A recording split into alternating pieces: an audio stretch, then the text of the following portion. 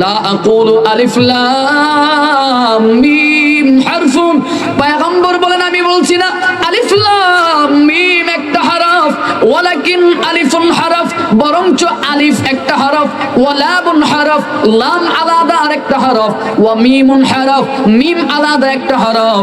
তার মানে কেউ যদি কোরআনুল কারীম থেকে বুঝে পড়ুক আর না বুঝে পড়ুক, এতটুকু কেউ যদি পড়ে আলিফ লাম মিম, সঙ্গে সঙ্গে তার আমলনামায় 30টা নেকি লিখে দেন কে?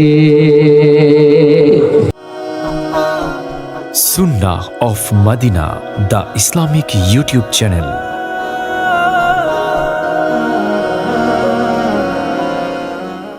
আমরা জানি তিজারাতুন শব্দের অর্থ হচ্ছে ব্যবসা।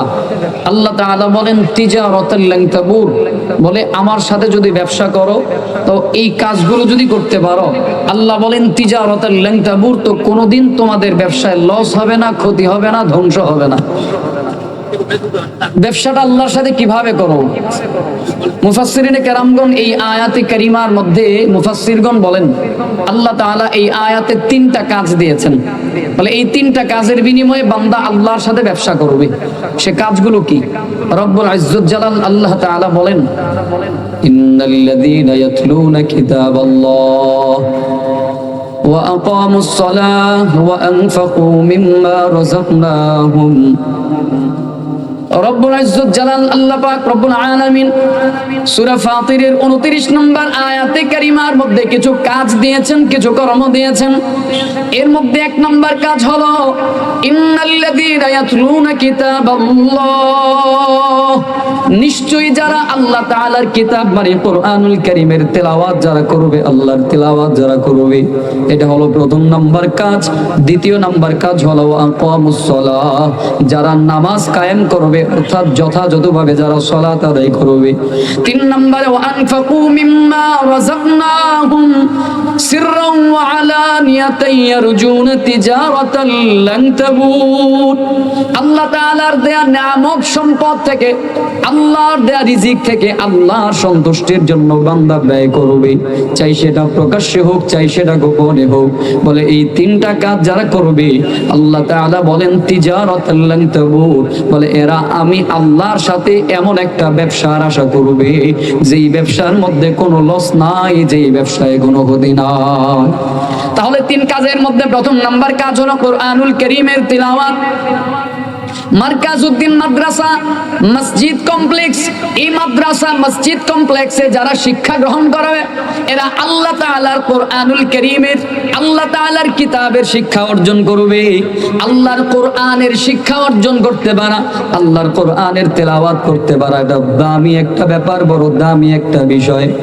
পয়গম্বর আকরাম সাল্লাল্লাহু আলাইহি ওয়াসাল্লাম বলেন আফদলুল ইবাদাতি তিলাওয়াতুল কুরআন, বলে ইবাদতের মধ্যে, নফল ইবাদতের মধ্যে সবচেয়ে দামি ইবাদতের নাম হলো কোরআনুল কারীমের তিলাওয়াত। বলে এই কোরআনুল কারীমের তিলাওয়াত কেন এত দামি, কিসের জন্য এত দামি?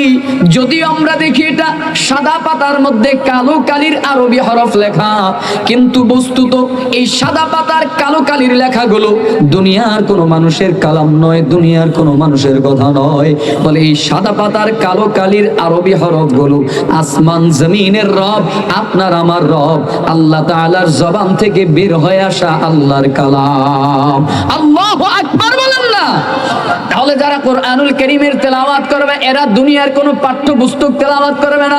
কোরআনুল কারীমের তেলাওয়াত করা মানে হলো আল্লাহ তাআলার সাথে কথা বলা।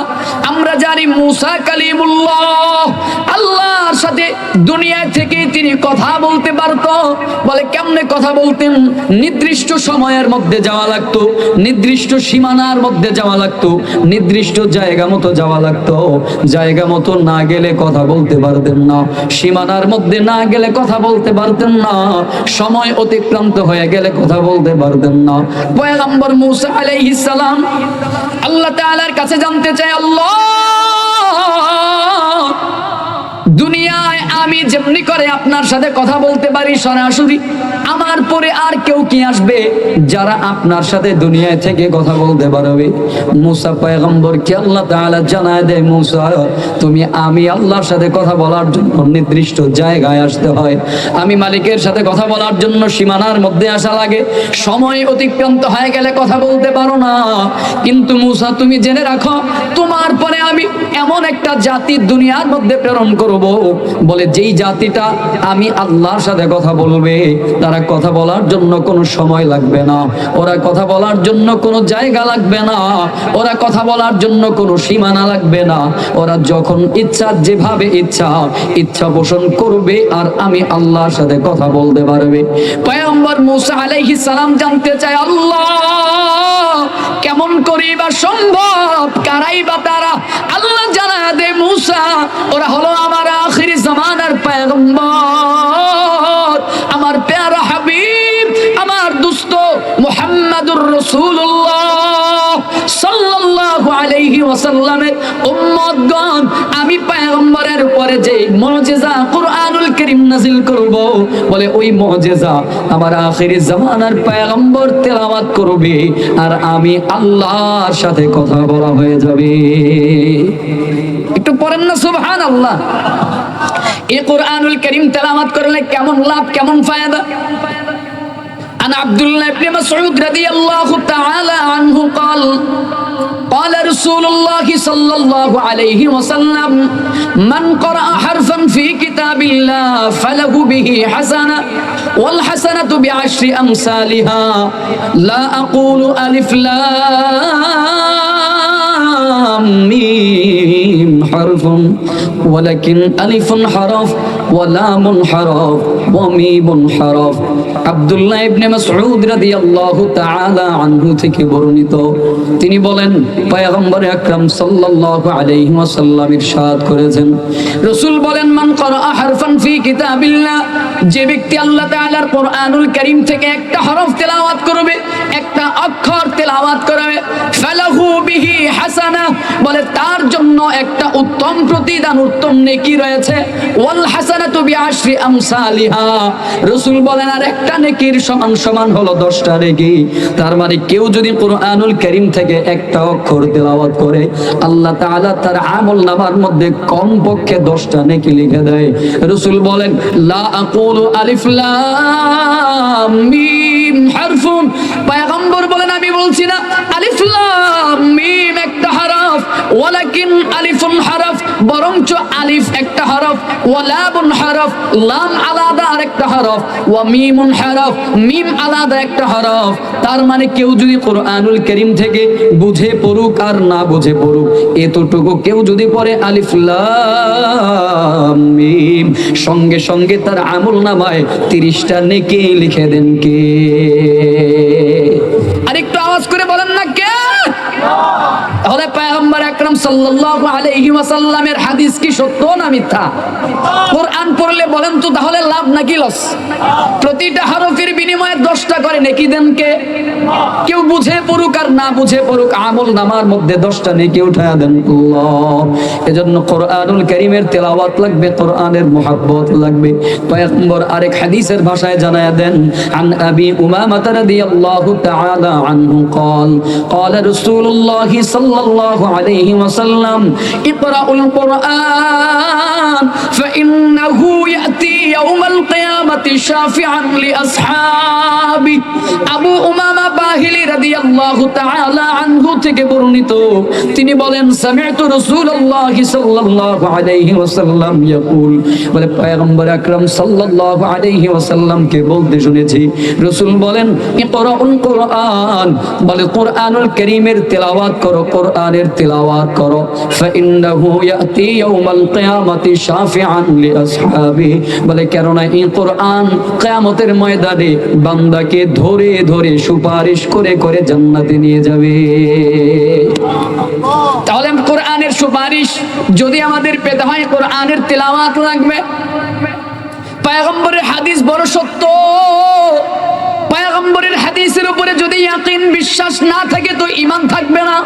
কোরআনের আয়াতের উপরে ঈমান, কোরআনের আয়াতের উপরে বিশ্বাস না থাকলে যেমন ঈমান নাই, অনুরূপভাবে রাসূলের হাদিসের উপরেও বিশ্বাস না থাকলে ঈমান থাকবে না।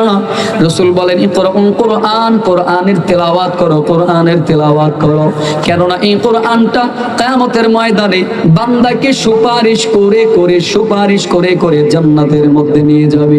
কোরআনের সুপারিশ যদি পেতে হয় কোরআনের মুহাব্বত লাগবে, কোরআনের ভালোবাসা লাগবে, কোরআনের মুহাব্বত লাগবে। কোরআন যারা শিখে, যারা শিক্ষা দেয় তাদের মুহাব্বত লাগবে, কোরআনওয়ালা জায়গার মুহাব্বত লাগবে, কোরআনওয়ালা মানুষদেরকে মুহাব্বত করা লাগবে। কারণ কোরআনের মুহাব্বত বান্দাকে বড় দামি বানায়া দেয়। এই কোরআন বান্দাকে বড় দামি বানায়া দেয়। কেমন দামি বানায়া দেয় জানো? বলে এই কোরআনুল কারীমটা যেই জায়গার মধ্যে নাজিল হয়েছে, কোরআনের সঙ্গে যারাই সংস্পর্শ করবে এরাই জমিনের মধ্যে বড় দামি হয়ে যাবে। বলে কেমন দামি, কেমন দামি?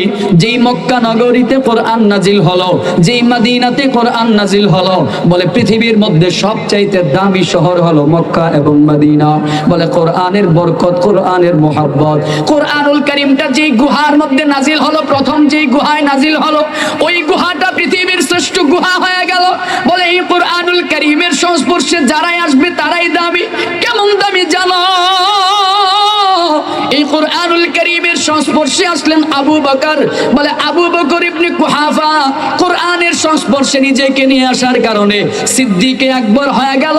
এই কোরআনের সংস্পর্শে আসলেন ওমর ইবনুল খাত্তাব রাদিয়াল্লাহু তাআলা আনহু। কোরআনের সংস্পর্শে আসার কারণে, কোরআনের মুহাব্বতের কারণে ফারুক আজম হয়ে গেল। এই কোরআনের মুহাব্বতের কারণে বলে হযরত উসমান রাদিয়াল্লাহু তাআলা আনহু জিন্নুরাইন হয়ে গেলেন। হযরত আলী রাদিয়াল্লাহু তাআলা আনহু কোরআনের মুহাব্বতের কারণে আসাদুল্লাহিল গালিব হয়ে গেছেন। আখির কথা, আখির কালাম, কোরআনের মুহাব্বত আমাদের সিনার মধ্যে থাকা চাই, কোরআনের ভালোবাসা আমাদের থাকা চাই।